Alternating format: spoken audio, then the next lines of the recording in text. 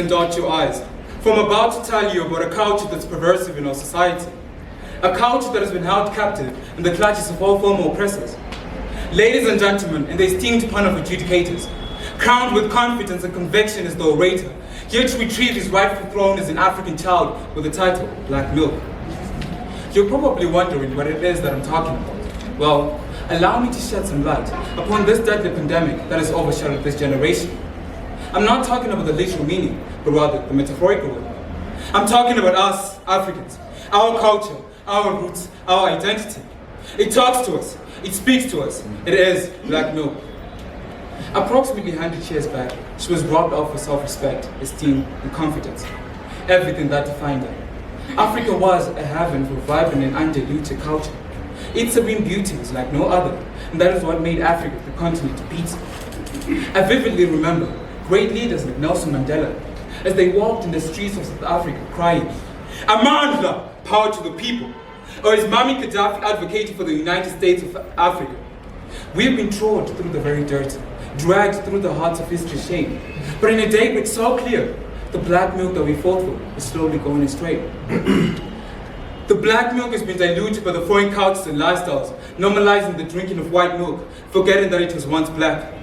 We make it seem like black skin is a curse or a crime, yet white skin is not a prize either. Therefore, I'm here to remind each and every one of you that it is not a curse, nor a crime, but rather a blessing and a virtue. Crushed, robbed, and in all fours is how they left us. But still, like dust we rose. For who then will rebuild and restore Africa for us? I'm asking you, how then will we rise if we are subconsciously unwilling to solve our own problems? Are we only willing to come back for final burial rites? I hope I'm wrong. In the corner she mourns day and night, as she constantly tries to break through the walls of the public pleaser so as to gain herself again. As the children of Africa are fleeing to other nations for greener pastures. And that is not a wrong thing. But let us not say, and I quote,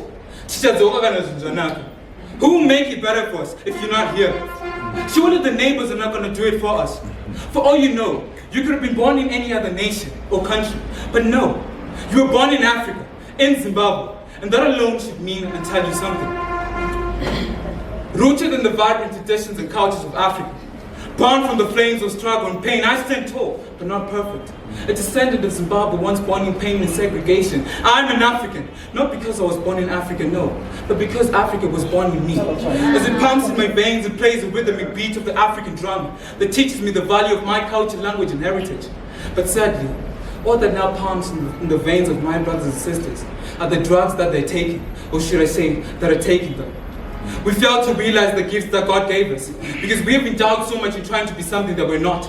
What the new market is proud Africans, if we are selling our everything, from our land, minerals, to even our own identities?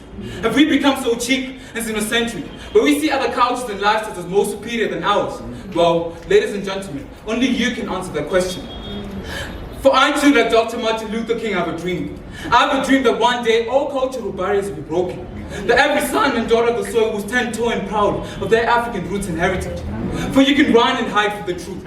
You can deny and avoid the truth. But you can never destroy the truth. Because I know, oh yes I know, the freedom of our culture is coming tomorrow, whether you like it or not. It has reached the climax. Because at this very moment, I'm confined to speak in a foreign language or else I'll lose this tournament.